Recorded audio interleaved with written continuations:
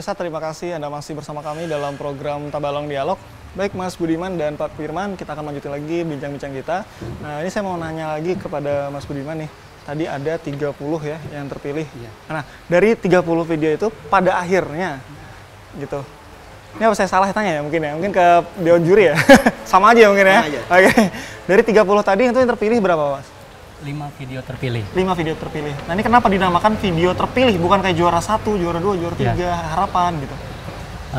Sebenarnya begini, kami ingin membangun semangat kawan-kawan itu memang untuk semangat berkarya, bukan semangat berkompetisi untuk saling menjatuhkan.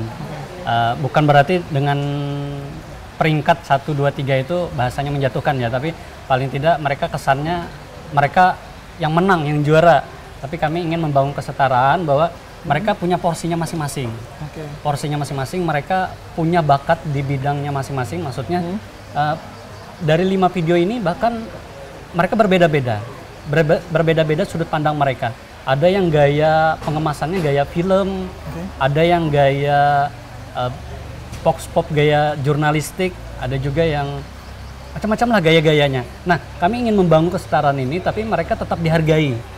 Maka penghargaan itu kami samaratakan dengan tidak menggunakan kata peringkat di event kali ini, tapi menggunakan video terpilih. Jadi masing-masing mereka itu walaupun secara skor mereka menggunakan ranking, tapi tidak kami expose itu.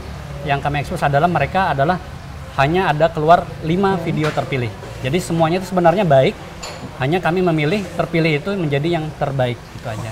Kita berbicara ke belakang, ketika di video tadi ya, sempat disinggung juga di awal bahwa video ini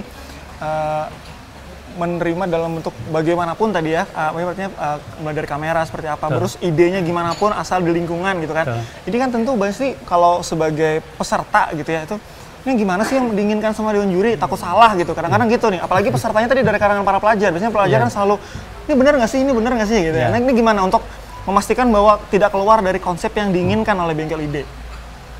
Sebenarnya konsepnya sederhana, makanya kami membangun tema itu sekitar kita. Maksudnya sekitar kita ini mereka bebas mengekspresikan pengertian mereka memahami sekitar kita. Kadang ada yang orang menemukan konsep atau ide sebuah cerita itu yang justru tidak ditemukan oleh orang lain. Nah, makanya paling tidak ini diawali di dekat mereka, di sekitar mereka paling tidak. Apapun itu, hal terkecil apapun itu, yang penting adalah kami hanya menentukan koridornya ini, penilaiannya seperti ini, syarat dan ketentuannya seperti ini. Mereka bebas mengekspresikan seperti apa.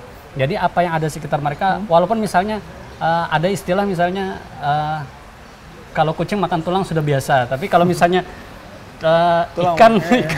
ikan menggigit kucing, nah ini siapa tahu itu ditemukan di satu orang misalnya, tidak ditemukan di daerah lain. Ini misalnya saja. Nah, ini paling tidak kan sekitar kita, atau mungkin mereka punya pengalaman, ada teman mereka yang punya sesuatu yang memprihatinkan, tapi justru mereka mempunyai semangatnya tinggi. Nah, ini tidak akan diketahui orang lain kan, kalau mereka tidak dekat dengan orang itu. Mereka tidak bisa mengetahui, menggali lebih dalam, interaksinya mungkin tidak akan intens kalau mereka bukan orang terdekat dengan dia. Maka inilah yang patut mungkin diekspos, dibuat videonya. Ya, kami harapkan sekitar kita tuh ekspresinya sederhana lah, tapi memang benar-benar mengena. Terserah nilaian juri seperti apa. Ya baik, ini sebelum saya pengen lagi, sebelum saya ingin nanyakan tentang harapan dan lain-lain ya. Ini kalau dari itu kan dari tadi sudut pandangnya sebagai ini dari Bengkel Ide nih. Kalau dari Dewan Juri saya ingin tanya, ini kan tadi ada disebutkan ya kita ngambil dari sekitar kita, jadi itu bisa diartikan secara general, luas banget gini. Terus kenapa Pak Firman Yusi ingin mungkin ditunjuk jadi Dewan Juri dan bersedia gitu? Karena kan bisa jadi wah kira-kira bakalan melebar luas kemana-mana gini, gimana bersedia untuk jadi Dewan Juri? Bersedia jadi jurinya yang pertama karena tanggung jawab ya. Karena ide itu digagas bersama, kebetulan kami sama Budiman menggagas ide untuk video competition ini. Jadi ya harus bertanggung jawab juga lah terhadap teman-teman. Tapi yang kedua sebenarnya melalui sebuah video sekarang. Jadi kalau kita bicara sekarang gitu kan, informasi itu tidak hanya bisa disampaikan lewat tulisan, yang konvensional barangkali lewat tulisan atau lewat suara di radio, tapi yang tren kemudian adalah audio video. Jadi apa namanya, pesan, informasi dan lain-lain itu akan lebih menarik kalau disampaikan lewat video. Karena tidak cuma telinga yang diinikan, tapi juga mata dan pikiran itu ikut diajak bekerja pada saat kita menonton sebuah video. Nah, karena itulah kemudian saya tertarik sekali dengan konsep-konsep video. Jadi apapun isinya, apapun materinya, bahwa sebuah video itu menjadi objek yang menarik untuk ini, menjadi alat untuk menyampaikan informasi. Nah, sehingga semua video yang masuk, saya kira yang dari 30 utamanya yang saya lihat, karena 6 tidak kami lihat, semuanya mengandung konten informasi. Semuanya mengandung konten informasi yang saya kira tergantung kepekaan masing-masing peserta, sensitivitas peserta terhadap apa yang ada di sekitarnya. Tema yang ditentukan sekitar, wah itu luas betul sebenarnya. Itu apapun itu misalnya. Cara memotong kuku yang baik dan benar sekalipun itu kan apa yang ada di sekitar kita gitu kan. Cara menggunakan air mandi agar lebih hemat sekalipun itu sebenarnya informasi yang ada di sekitar kita. Nah, tapi dalam penilaian kali ini saya melihat bahwa peserta sedikit agak terjebak, masih agak terjebak di tema-tema pariwisata, tema-tema budaya, masih terjebak seperti itu. Mungkin karena Bengkel Ide memberikan contoh yang seperti itu. Iya, ikut perlombaan ya, kompetisi Dayak ada dua karya Bengkel Ide atau lebih dari 2 karya Bengkel Ide, dan rata-rata produksinya terkait dengan, karena tadi gagasan Bengkel Ide kan awalnya memang untuk menunjang Tabalong Ethnic Festival. Nah, karena itu konten produksinya Bengkel Ide ini kebanyakan di isu-isu itu. Nah, saya melihat bahwa teman-teman peserta masih terjebak di pakemnya Bengkel Ide, tidak mengembangkan pakemnya sendiri.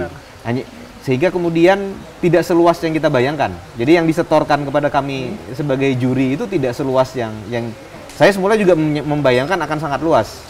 Area informasinya akan sangat luas, tapi ternyata tidak seluas itu. Jadi kebanyakan informasi soal pariwisata, hanya sedikit yang menyangkut hal-hal yang lain, sehingga dalam menilai juga tidak terlalu sulit gitu untuk melakukan penilaiannya. Baik, langsung sekalian aja kalau begitu, apa yang Bapak harapkan ini untuk kedepannya gini? Seandainya Bapak menjadi juri lagi kan, misalnya ada lagi kompetisi ini gitu, apa yang Bapak harapkan? Ya, tentu harapan saya di semakin kaya dengan informasi-informasi lain. Jadi tidak hanya di satu dua bidang, tapi kemudian peserta mencoba berimprov dengan berbagai tema yang jauh lebih menarik, ringan tapi menarik. Ini kadang-kadang yang tidak kita perhatikan. Jadi ada informasi-informasi yang ringan, yang mungkin sebenarnya orang lain tidak tahu. Tapi kadang-kadang karena kita seringkali menghadapinya, maka kita menganggap itu sudah umum gitu. Padahal kalau itu kita dokumentasikan, maka itu akan jadi informasi yang menarik bagi orang di tempat-tempat yang lain. Nah, kompetisi ini dan seharusnya di luar kompetisi sekalipun, anak-anak muda harus mulai sekarang rajin mendokumentasikan apa yang dia temukan. Ringan tapi menarik itu tadi. Ada kompetisi atau tidak ada kompetisi harus rajin. Nah, harapan saya tentu seperti itu. Kita terus mendokumentasikan sehingga kita makin kaya dengan informasi. Buku bisa digantikan akhirnya dengan video. Ya baik, itu tadi dari Dewan Juri itu harapannya. Jadi ada juga mungkin ya sedikit masukan tuh Mas Budi.